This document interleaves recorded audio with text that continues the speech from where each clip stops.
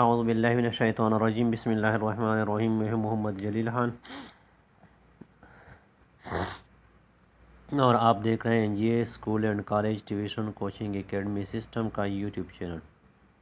تو جماعت نحم میں سے ہم نے حصہ نظم حمد کی تشریح اور حصہ اسباق میں سے ہم نے مشقیں شروع کی تھی. تو حصہ نظم میں الطاف حسین حالی کی نظم حمد اس کے پہلے شعر کی تشریح کی تھی. تو آج ہم دوسرے شعر کی تشریح کریں گے. گو سب سے مقدم ہے حق تیرا ادا کرنا. گو سب سے مقدم ہے حق تیرا ادا کرنا، بندے سے مگر ہوگا حق کیوں کر ادا تیرا. تو میں نے جو منفرد اور باقی مصنفین سے ہٹ کر جو انداز اپنایا ہے وہ یہ ہے، جیسے کہ آپ کو اسکرین پہ دکھائی دے رہا ہے کہ میں نے شعر کے بعد اس شعر کے مشکل الفاظ کی تشریح کی ہے، اس کے الفاظ معنی لکھے ہیں، پھر اس کو نثر میں تبدیل کیا ہے اور اس کے بعد جو ہے میں نے اس کی تشریح کی ہے. تو یہ ایک منفرد انداز ہے. باقی جو ہے نا وہ کتابوں میں، نوٹس میں، ویڈیوز میں آپ کو جو ہے نا یہ چیز جو ہے وہ نہیں ملے گی. تو یہ ایک منفرد انداز ہے اور اسی انداز کو طلباء و طلبات نے پسند کیا ہے بہت.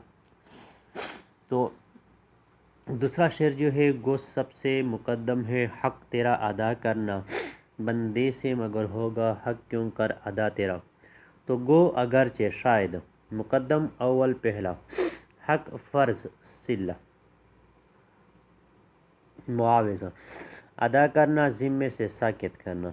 تو یہ ان مشکل الفاظ کے معنی ہیں. اب نثر میں تبدیل کرتے ہیں اسے. اے اللہ اگرچہ سب سے پہلے آپ کا حق ادا کرنا فرض ہے، لیکن مجھ جیسے گنہگار انسان میں اتنی استعداد نہیں کہ تیرا حق ادا کر سکے. تو آئیے اب اس شعر کی تشریح کرتے ہیں. بحوالہ شاعر. یہ شعر الطاف حسین حالی کے نظم حمد سے لیا گیا ہے.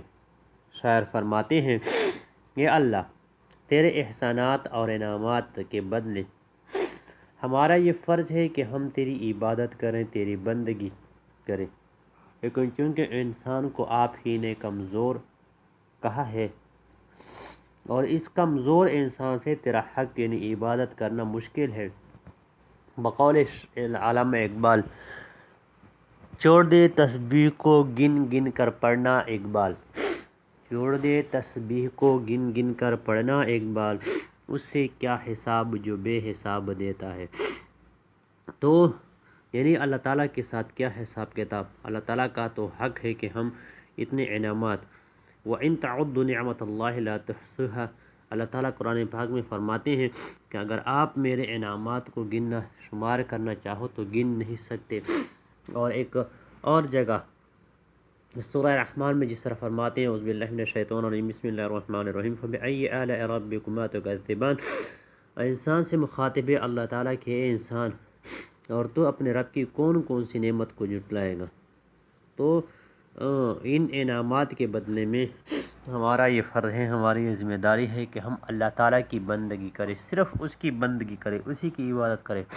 لیکن چونکہ انسان کمزور ہے، کامیاں کوتاہیاں ہو ہی جاتی ہیں، اور ہم چونکہ کمزور ہیں اس وجہ سے ہم اللہ تعالیٰ کا جو حق ہے، جس طرح عبادت کرنے کا حق ہے، وہ حق ادا نہیں کر سکتے.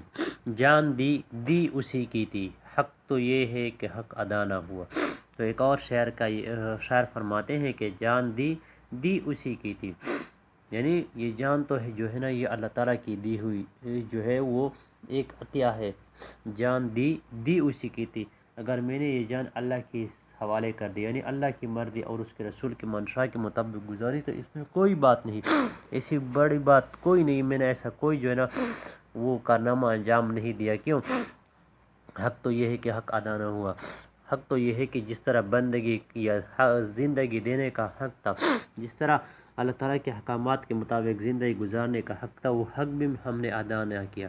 یعنی جس طرح ہمیں امانت دی گئی تھی، ہم نے وہ امانت لوٹانے میں بھی کمی کوتاہی کی ہے، لاپرواہی کی ہے.